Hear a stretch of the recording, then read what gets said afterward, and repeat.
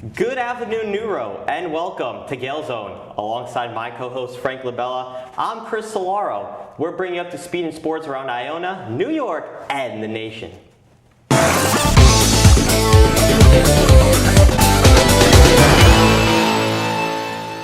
Men's lacrosse got their second win of the season on Wednesday afternoon, 15-14 against Mount St. Mary's. The Gales were led by sophomores Cullen Lowry, who contributed with 5 goals, and Kyle Hardy with 3. This game featured 3 lead changes and 5 ties, and the Gales capped off a 5-goal fourth period by earning a 14-11 deficit with just under 7 minutes to play, with Carson Turricini scoring 3 of the final 5 goals to secure the win. Carson also set an Iona franchise record with 9 total points on Wednesday by adding 6 assists to his stat line. They now travel to Merrimack tomorrow afternoon to take on the Warriors. Frank, what's going on with our women's lacrosse team? Thanks, Chris. Now on to the women's side. Since last Saturday, Iona women's lacrosse team has been on the unlucky side of the coin. The Gales defense was on one Saturday at Mazzella versus Sacred Heart, only allowing 5 goals. Unfortunately for the Gales, the offense just couldn't get it going as they scored only 4 goals. Despite the loss, goalie Lauren Sweeney was still awesome in the effort, just allowing 5 goals while having 7 saves. On Wednesday, Iona traveled upstate to take on Niagara, but unfortunately it was more of the same for Iona. The Gales fought to the end versus the Purple Eagles, but fell just short in the 11-10 loss. Alyssa Castellano led the way for Iona's offense with a hat trick. Lauren Sweeney was also fantastic in the losing effort, having 11 saves. The Gales look to get back on track tomorrow at Marist. Now, Chris, what's going on in the world of Iona baseball? Well, Iona baseball faced off in a 3-game MAC showdown against Marist, losing 10-3 and 1-0. But Iona was able to take a game-winning 5-3. Marist went up 2-0 in the first, but Iona got on the board with a Sean Stevenson RBI single, bringing in Damian Rodriguez. Marist responded back to make it 3-1, but was on the ropes as they loaded the bases, and a hit by pitch on Rodriguez brought in a run to make it 3-2. Stevenson gets a hit that goes through and brings in 2 to make it 4-3 Iona as they crawl back. And Jordan Overton with a sac fly as insurance makes it 5-3. The Gales then faced Yale on Wednesday in an out-of-conference game, which was a great back and forth, but they fell short 7-6. They look to bounce back today at Niagara. Frank, what's going on with Iona softball? In the softball world, the Gales are on a heater. Since last Saturday, Iona has won 3 of their last 4, knocking off Siena in a 5-0 win on Saturday. Catcher Brooke Acker led the way offensively, knocking in 3 of the 5 Gale runs, and on the pitching side, junior Bella DiGiandomenico pitched a complete game shutout with 3 Ks along the way. On Wednesday, it was a little bit more of a nail-biter for the Gales. Nonetheless, Iona pulled out the win 5-4. Freshman Rachel Morales led the way for Iona's offense with 3 RBIs of her own. The leadoff hitter improved her batting average to .359 in the win. On Thursday, the Gales headed up to Wagner for a doubleheader. The Gales would take the first game in an 8-0 slugfest that was called after 6 innings. Brooke Acker and Alvila Lichner led the way for Iona's offense with 3 RBIs, each bringing in 6 of Iona's 8 runs. On the pitching side, freshman Melissa Gordon, who had just recently won MAC Rookie of the Week, went 5 scoreless in the win with Mary Lou Piazza closing it out. The Gales could not sweep the doubleheader as they lost the following contest 6-5. Iona will look to continue their winning ways Saturday at Merrimack as they have a doubleheader. Now, Chris, what's going on in the professional world? Well, we're going to be talking about that, and now, Frank, baseball's back for Mets and Yankees. We're going to start off with the Yankees, and you're the Yankee fan here, so give us a little bit about how their first game of 2026 went. Well, it went pretty much just as good as you could ask for, Chris. Come out, get a 7-0 win over the Giants in their season opener. Opening day, live on Netflix, they come out with Max Fried on the mound against Logan Webb on the other side. In the second inning, Giancarlo Stanton singled, Jazz Chisholm had a hit by pitch, and Jose Caballero doubled to bring in both Yankees, putting them up 2-0. But that was not all, as McMahon got an RBI hit to bring in Cabby home to make it 3-0. Wells got on for Grisham to bring damage with a triple bringing both runners in, making it just 6-0 into the second inning. In the third, Ben Rice and Cody Bellinger got on for Big G to bring Rice in, extending the lead to 7. San Fran bats snoozed as Fried's stellar performance dialed up 6 1/3 innings, pitched with 2 hits, 4 strikeouts, 1 walk, and 0 earned runs. Boone went from Max Fried to Jake Bird to Brent Hedrick, eventually closing with Camilo Doval as the Yanks won 7-0. Obviously, Chris, this is a pretty big statement win for the Yankees to open up the season. Logan Weldon, all-star starter coming out on opening day. This isn't just a nothing starting pitcher from the Giants to put out. Logan Webb's a premier guy across this league. They come out, and everybody was talking in the storylines, obviously, about Judge's performance. Your cleanup hitter, your third hitter for the Yankees at least, doesn't come out and put on a performance. But in my eyes, he's the only hitter in that lineup to not have a hit. If anything, that's a positive for the Bronx fans. Well, yeah, definitely. You saw with Logan Webb, didn't really have his best stuff. But even like you mentioned, Aaron Judge really wasn't hitting. He still scored that many amount of runs without him hitting. And that's what you love to see, when Aaron Judge, your star, is not hitting. You have other people in the lineup contributing, and that's what you love to see. And especially, you got to give credit to Max Fried. Had a shaky first inning, but he settled down. We know what Max Fried is. Back to the days when he was in Mets, he was just an unbelievable stud. Turning back the clock there. But going 6 1/3 inning, only 2 hits. Became the 5th Yankee pitcher since 1969 with at least 6 1/3 shutout innings on opening day. My question to you, Frank, is we know what the Yankees need to do. They want to make it back to the World Series. Obviously, we saw them in 2024. They lost to the Dodgers. 2025, they get bounced by the Red Sox. What do you think the Yankees need to do in this season if they want to get back to the World Series like they did in 2024? I think, Chris, the bottom of that lineup is going to have to be stronger than it was in that championship run that they had a couple of years ago. The pitching is still there, and we saw it during their playoff run last year. Cam Schlittler came out through a dominant performance against the Red Sox. It got them going, but ultimately it always comes down to the hitting, even in that World Series run a couple of years ago. They don't have Juan Soto anymore, but the top of the lineup is still powerful enough to get done what they need to get done. And the pitching stays on as it has, and in that first game, a shutout, which they only had 12 shutouts all of last season, so this pitching is going to be premier as it has been the last couple of years, but ultimately in the last decade, the hitting at the bottom lineup has been the problem. And I'm not going to say the AL East is the top division in baseball, because the NL West is about as stacked as you can really be, and there's probably more ahead of the AL East. But since 2018, there's been every team in the AL East has won that division. So it's quite a gauntlet to get through, and to beat teams like the Tampa Bay Rays, the Red Sox, the Blue Jays, who are probably going to be at the top of that division again, you need bottom of the lineup hitting, and that's something the Yankees have struggled with in recency. You mentioned the pitching, and especially, Rodon is out, Cole is out, but I think when those players get back and they get healthy, I think they're going to have an amazing starting rotation. Like you say, the bats, it's only game 1. There's 161 games left in the season. I think the Yankees will be fine. But, you talk about the NL East, I think they're going to battle with Toronto. We saw Toronto added. We saw, Baltimore taking away Pete Alonso from us. The Rays added. So it's going to be a competitive division. And I think for the Yankees, they're going to be battling with Toronto. It's going to be a back and forth, neck and neck all season long. And if you were to ask me, who's going to win, the AL East, I got to say the Blue Jays, and you hear the narrative online and everything, well, the Yankees, going back with the same lineup, with the same group that they had last year. They scored a bunch of runs last year with that same group. But I think, their competitors, like I mentioned, they added a lot of depth to their team. And we're going to see, when the Yankees do face the Blue Jays, when they do face the Orioles, how do they match up against them? But it's game 1, started out 1-0, so that's an amazing start. And we'll see how far this Yankee team, once Cole, Rodon, and everybody else gets healthy. You mentioned also Andy Volpe is out. I forgot to mention that. So Jose Caballero is slotting in there. So when all those players get healthy, it's going to be interesting to see how they work as a team. But now let's talk about the New York Mets. Going from coast to coast, the New York Mets took center stage yesterday as they hosted the Pittsburgh Pirates on Peacock. New ace Freddie Peralta took the ball for the Mets, facing off against Pirates ace Paul Skeens. The Pirates would jump out to an early 2-0 lead off the bat of Brandon Lau. However, Queen's Army had a trick up their sleeves. After a Bo Bichette sacrifice fly and a Jorge Polanco base hit, the Mets had the bases loaded for Brett Beatty, trailing 2-1.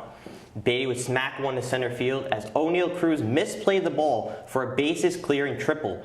This mistake piled up as Cruz would miss another fly ball to make it a 5-run first. As a result, Skeens was yanked after not even making it out of the first inning. After Brandon Lau hit his second homer of the game, the new-look Mets offense went to work, as Juan Soto would hit an RBI single, along with Jorge Polanco and Luis Robert driving in runs for their own. The Mets jumped out to a 9-4 lead. Ryan O'Hearn would cut into the lead with a solo shot, but on this day, a star was born. His name, Carson Bench. The Mets rookie right fielder would hit a solo homer in his first career game, extending the lead, and would soon be followed by a Francisco Alvarez moonshot to make it 11-5.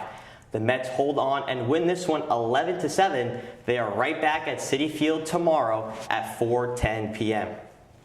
Listen, you know what happened last year, Frank, with the Mets. Had a good first 2 months of the season, and then June and on, the 3.5-month collapse.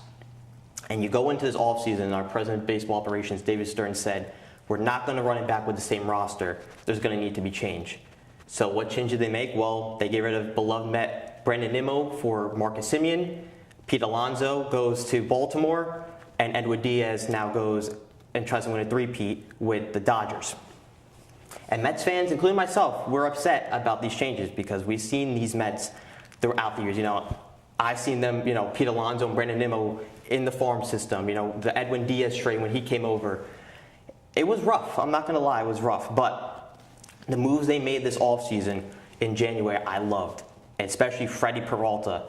Even though Freddie Peralta didn't have his best outing, you know, it's only opening day, so I'm sure, you know, there's going to be time for Freddie to, you know, it's a new team, so he's got to settle in a little bit.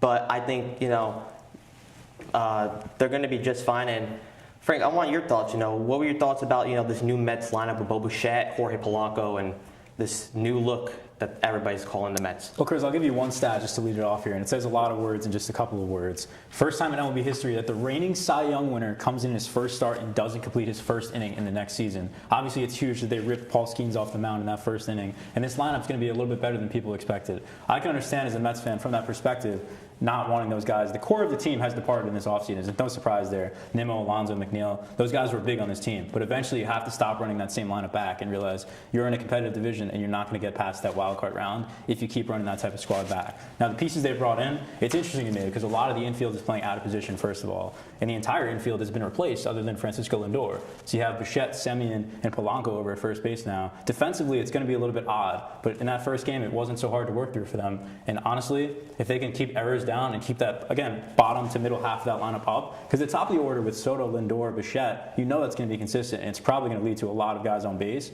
But what happens once you get to your cleanup spot where Jorge Polanco was batting cleanup on opening day? What happens in the middle of that lineup once you get to that point when you have those bases juiced? Yeah, you know, especially, you know, I love the signing of Bo Bichette. I think, you know, a 300 career batting average really is going to help. And you listen, you know, without McNeil, without Nimmo, without Alonso, we still scored 11 runs. And I love the bat and the approach that the Mets took against Skeens. They were very aggressive. They were working the count, working that pitch count. And you saw the very first time when Lindor got that walk, that really set the tone for the rest of the inning. And how can we not forget, you know, the rookie Carson Bench. You know, congratulations, man, on getting the open day nod for the right fielder for the New York Mets, hitting a solo shot in his first opening day. I think it's the second time, I believe I read it's that second time a Mets rookie has hit a home run in opening day, dating back, I forget the player's name, but to 2003. I wasn't even alive back then. But I think he's going to be a major contributor to this Mets team. And listen, if the Mets can do what they did against Skeens today, Frank, I think they're going to be a pretty interesting team. I think they're going to be a little pesky team. You know, they're going to try to work that pitch count. And I'm excited. I'm really excited. Yes, I'm sad about, you know, the beloved Mets leaving. But listen, this is a new era of Mets baseball. This is David Stern's team. He gutted the roster. He built this roster himself. And listen, it's only game one. My question is to you, Frank. What do you think are the big X factors that the Mets need to have if they want to make a deep run into the postseason? Because for them to come off of not a great it was a terrible 2025, but we know these players are disappointed about how last season ended. What do you think needs to happen if the Mets want to make a deep postseason run and get back to the playoffs? An interesting perspective I'm actually going to take is I'm going to look towards the late game bullpen on this team. Luke Weaver, A.J. Minter, Devin Williams comes over for the Yankees. A lot of great pieces to close out the games and even set up that ninth inning. But your starters on this team, which are kind of underrated in a sense, the Mets rotation is really not as dreadful as a lot of people are picturing coming into this season. You have David Pearson, you have Kodai Senga, who's had some injury scares, but he's back and he can be great to the caliber that he once was. You have the Freddie Peralta transaction, as you said, and he didn't have a bad game on opening day. So you have a pretty good rotation that can probably get you into the fifth or sixth inning in a lot of your games. But the bullpen after that is going to be where it kicks in for the Mets a little bit. I think if Luke Weaver comes to his point where he was great with the Yankees at that caliber, he can be a great setup guy for Devin Williams. That 1-2 punch can be fantastic. And A.J. Minter, who's on the IL right now, I think when he comes back, back, things are going to be great and prolific in that bullpen for the Mets. Really could be a top bullpen in the league. You also have Oscar Brazaban, who I didn't even mention. The guy's 36 years old. He's getting up there in age, but fantastic season last season, putting up great numbers, and he was a reliable guy. He almost had more strikeouts than innings. So a guy like that can really pull your pen together, and I think that's what the Mets are going to need, that type of impact from the pen. Yeah, definitely. Pitching has to be, key emphasis. They have to stay healthy. Like you mentioned, Kodai Senga, I think he's going to have a bounce-back year. Sean Manaea, he's getting the piggyback option. His velo was a little bit down in spring training, but I think he's going to be a great, later down the line, I think he's going to help out. Tobias Myers as well had a pretty good game, gave up the home run. Listen, both Yankees, Mets, 1-0 to start the season. I'm excited to see for both teams where they end up in this season. I just want to mention one thing before we move on to the Knicks. ABS, that's a very new thing in MLB. Do you think it's more of an advantage for the hitter or the pitcher, in your opinion, with this new automated ball strike system? Basically, the automated ball strike system, the pitcher and the catcher or the hitter can tap their head and they can challenge the pitch. And we saw it with Jose Caballero with that pitch. That was unsuccessful. Yesterday we saw it with Freddie Peralta. That was the first successful ABS call in Major League Baseball history. So that was very exciting. Takes a little bit of the human error away, but especially in the playoffs, I think it's going to be a big thing. But back to my point, what do you think? Hitter advantage or pitcher advantage?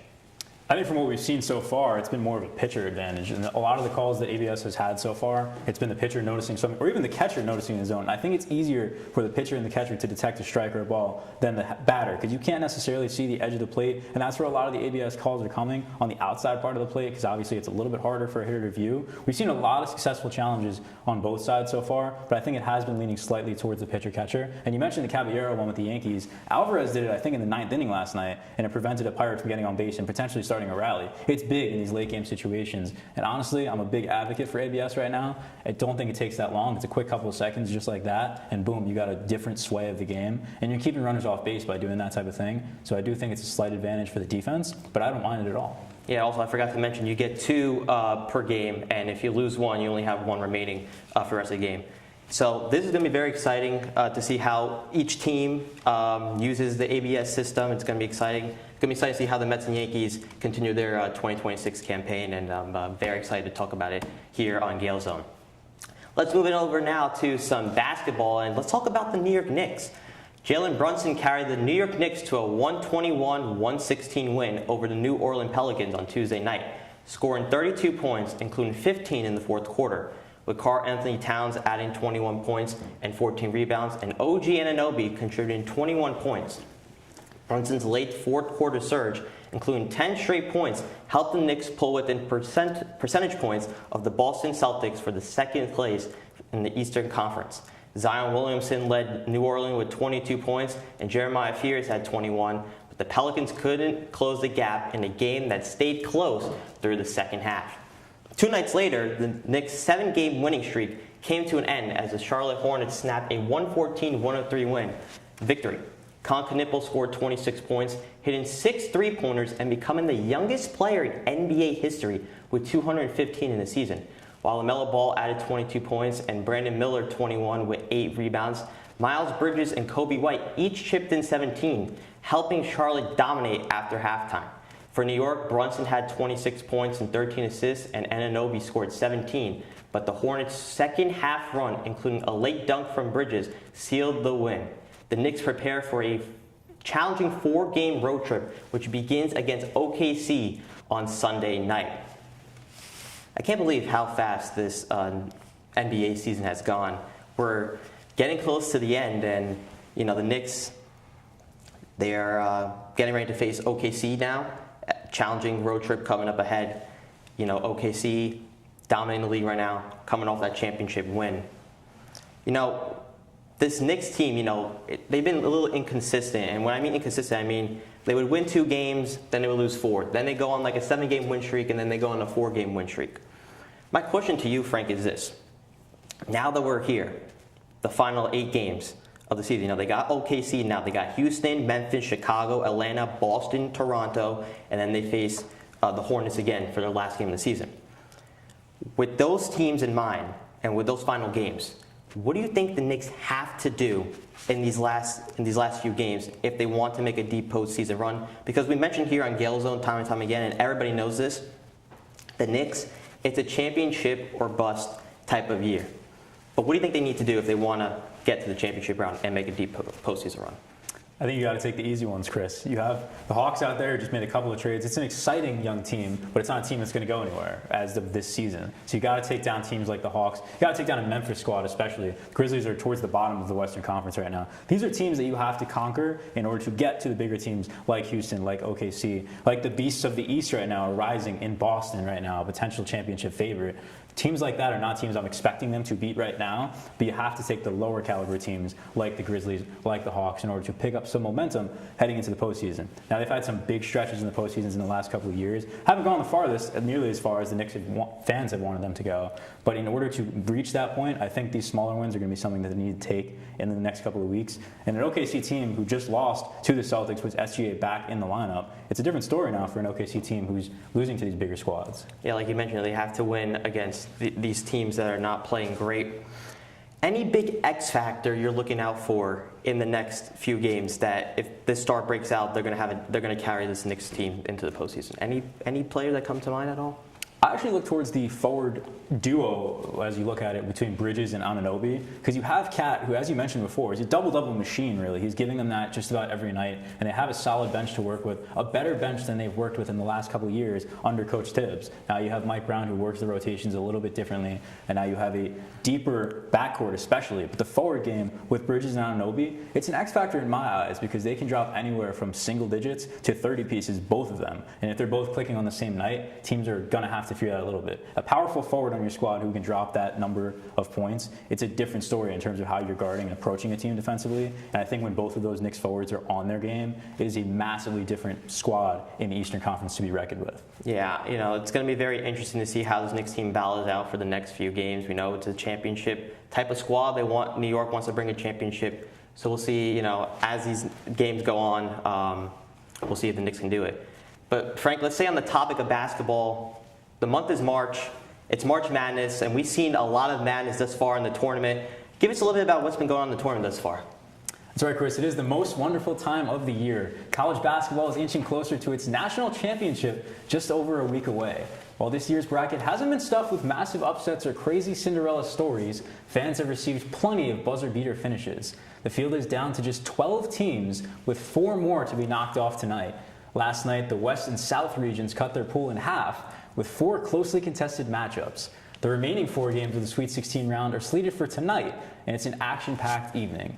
The East region clashes with intensity tonight, with 4 of its top 5 seeds facing off against each other. The Duke Blue Devils, the #1 team in the country heading into this tournament, face off with the St. John's Red Storm, a 5 seed who just defeated Kansas, which was the 4 seed. Right behind that matchup, another Big East powerhouse in UConn battles the 3 seed Michigan State. On the other side of the bracket, the Alabama Crimson Tide face off against the fearsome #1 seed Michigan Wolverines. Additionally, the 2-seeded Iowa State Cyclones duel with a Tennessee squad who has clearly outplayed their #6 seed placement. Chris, we got a load of matchups tonight in the March Madness bracket. College basketball is at its peak right now in everybody's eyes, and for a bracket that started off a little bit slow in terms of upsets, boy has it been action-packed. And the East region, as I just mentioned, it was the most intense throughout the entirety of this bracket. When on Selection Sunday, when this bracket came out, that was the region I was looking at with all the power that it has in there. Duke and SJU tonight, Michigan State and UConn. What's your outlook on that matchups? And we'll start with the more local squad taking on Duke. The St. John Red Storm, man, what Rick has been able to do for the St. John's team, winning last year, going win the Big East title. They lost in the second round. Listen, I like what I see from this with the St. John's team. I'm not gonna lie. Dylan Darling, Zuby Ejiofor winning, Big East Player of the Year, Bryce Hopkins, just to name a few players. It's gonna be a battle. Not gonna lie, because this is Duke, and we know what Duke's all about. I have Duke in the Final Four in my bracket. And I think majority of people do have either Duke in the Final Four or winning the whole thing. But I think, it's going to be a battle for the St. John's team. They like to bully teams inside the paint. I think the three-point shooting, they have to, get hot, get going with that three-point shooting. I think it's going to be a tight game, but I feel like maybe, I'm thinking the St. John's pulled up the upset. I don't know why, but there's something about me that feels like St. John's might pull the upset. But you went to St. John's, so I have a question for you. What do they have to do if they want to pull up the upset against Duke? I think it is going to come a lot down to the shooting, but it's also going to be coming down to the interior work, especially the interior work. On the paint is where St. John's has been thriving. Top 30 in the nation in offensive rebounds, also top 30 in blocks per game. How do you handle a #1 player in college basketball right now, some might argue, in Cameron Boozer, and then his brother, Caden Boozer? What a duo that is to be playing alongside your twin brother. How do you handle that type of power on the inside? There's really no better team to do it than the Red Storm right now. And I think Zuby Ejiofor and all their front court assignments like Bryce Hopkins are going to have a decent challenge to work with trying to keep Boozer off the glass. That's probably going to be the #1 thing to watch in this game. How are they playing inside that box we call the paint? That's going to be the biggest thing. And then the biggest problem for them is if they work through Duke, you've either Tom Izzo's Michigan State Spartans or the UConn Huskies, who they've seen 3 times already this season. 2-1 in the matchups versus the UConn Huskies, but boy, would that be a full-fledged affair if that happens. Oh, if it's St. John's versus the UConn Huskies for an Elite 8 matchup, I think that's going to be exciting. I'm looking forward to St. John's game. I'm looking also forward to that UConn game. I think Dan Hurley and the squad are going to be ready to take down that team. It's March Madness, man. The madness has just been unbelievable. I already know my bracket is like pretty much cooked. What about your bracket? Is your bracket pretty much over with? It's been in turmoil for a while now. It was down about 2 games into March Madness on that first Thursday. But the Final Four isn't looking worse right now. I had the 1 seed Michigan, the 1 seed Duke as well. I did have in my bracket taking down the Red Storm, so it wouldn't honestly shock me if the Red Storm can't pull it out tonight. But it's definitely going to be a competitive matchup. Probably the most fearsome opponent that Duke will face throughout the entire tournament, potentially, based on the momentum that St. John's is pushing through with right now. But I will say, here's a take for you here. Whoever comes out of this East region, I think will be working with so much momentum that they're going to be tough to take on in the Final Four and possibly the national championship. On the other side of the bracket, I probably have Michigan coming out to the national championship, but any of these 4 teams popping out of the East are going to be very hard to work through. It's going to be very exciting to see, the St. John's Duke game, the UConn game. It's going to all go down over this weekend, and it's going to be fun to see what other type of madness we can witness in 2026 March Madness. That'll be all from us today. On behalf of the entire crew here at Gael Zone, thank you so much for tuning in. From Frank LaBella, I'm Cilauro, telling you to take care, have a good weekend, enjoy your Easter break, and don't forget to